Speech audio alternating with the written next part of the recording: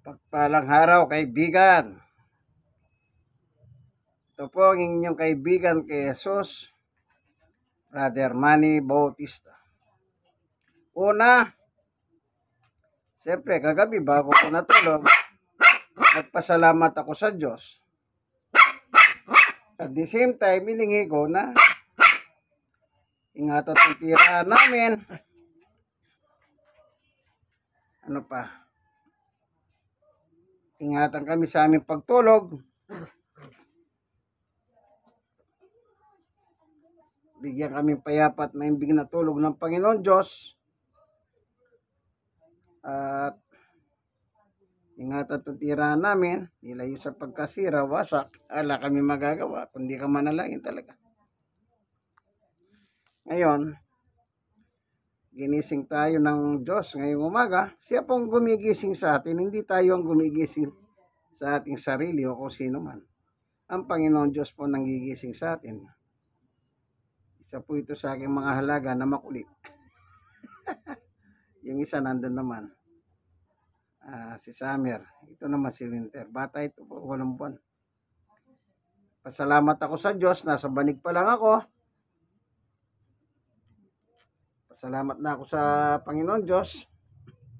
Nang ginising ako sa umaga. Dapat lang pasalamat.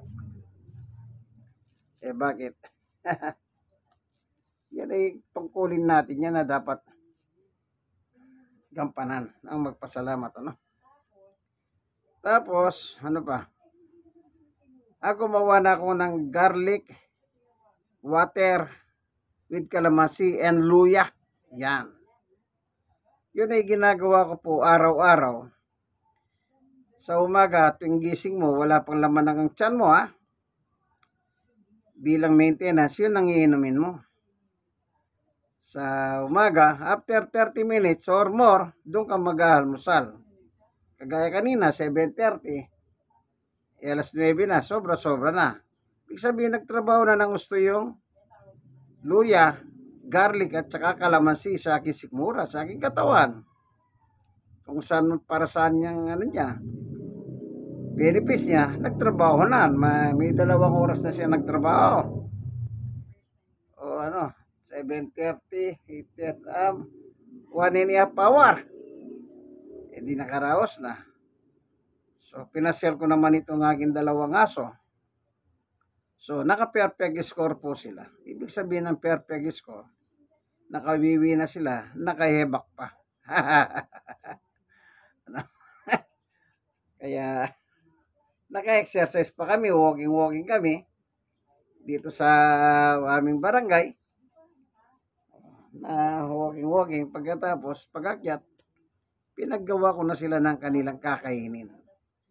Nakahanda na po si Sister Baby, nakabili ng atay at balon-balonan ng manok, pinakulo na niya. So, yun. Meron pa akong natitirang atay ng baboy dyan.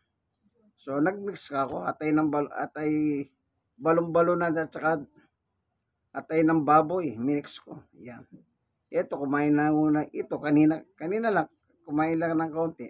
Pero meron pa yung isa, wala, natutulog, papahinga. Mamaya nakakain yan. Kaya, kailangan nalagahan po nating maayos ang ating mga haso. Man best friend yan, Tapos, ito naman ako, almusal naman. 3-in-1. Hindi yung binibiling 3-in-1 ito. Parang 3-in-1 din kasi may gatas, malabnaw, kape, at saka asukal. Ayan. Tsaka tubig mainit.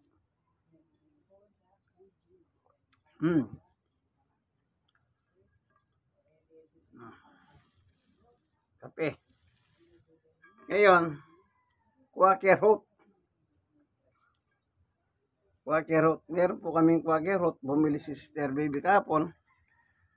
At niluto niya. Ayan. Ayon sa doktor, yung quaker oat maganda sa puso. Yan. Kaya yan, almusal ko po ngayon itong quaker oat.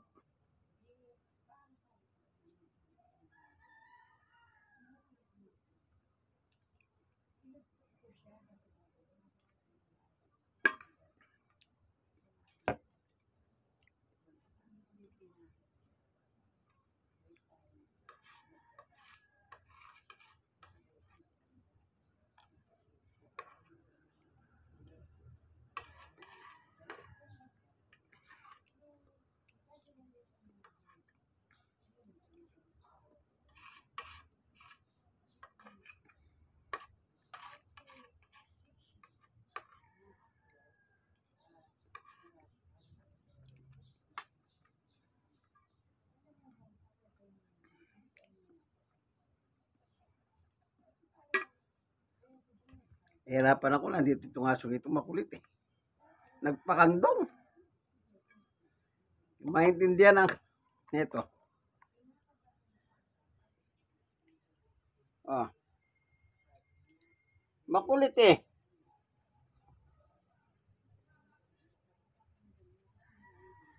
Lalaki po ito. Oh, ano ito? Ano ito? Nagpakandong. May ugaling ganyan. Kaya tuloy ito, para ano ko sa pagkain kong almusal.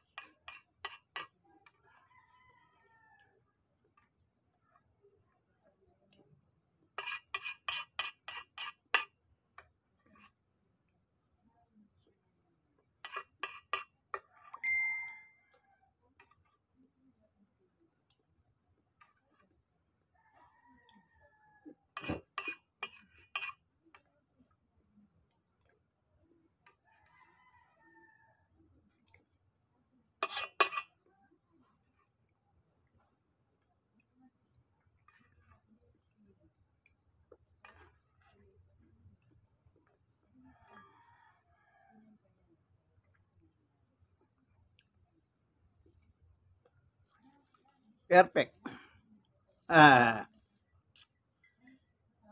Hintayin kape. Hindi puro subo lang na subo.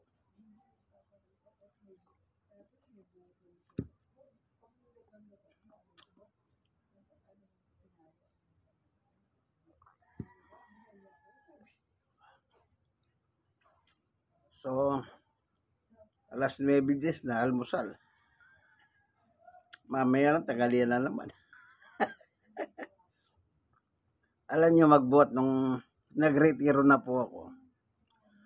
63 na ako eh. 64 na ako sa August. Ay, stroke ako. At PWD. At the same time, yung stroke ko 5 taon. Yung pagiging PWD ko po, yung sa tuhod, 5 taon na rin. Ayoko na magtrabaho, siyempre. Enjoy ko naman ang nalalabi kong buhay sa ibabaw ng lupa. Mahirap naman ubusin mong buhay mo doon sa kakatrabaho. Na? Yan. Kahit pa paano, meron man akong konting benepisyo sa SS. Kaya, heto lang po ang buhay ngayon. Standby. Pero gumagawa ko ng gawaing bahay. Naglalaba ako, naghuhugas ng mga pinaglulutuan, pinagkainan. Bilang bahagi sa pagtulong ko sa aking may bahay, siya po, may masipag siya maghanap buhay kahit may edad na rin siya. Ano na siya. Matanda siya sa akin ng 4 na taon. No? 63 ako, 67 siya, pero gumagawa pa para sa hanap buhay. O, sige, hanggang dito na lamang po ang inyong kaibigan kay Jesus, Brother Manny Bautista. Nawad at nang kayo ng ating munting video na sa maayos na kalagayan. God bless us all po, ano? Like, share na share. Kayong mga nasiran, mag-share din po kayo sa iba. God bless us all po. Bye-bye. In Christ alone. Kay Kristo lang. Amen.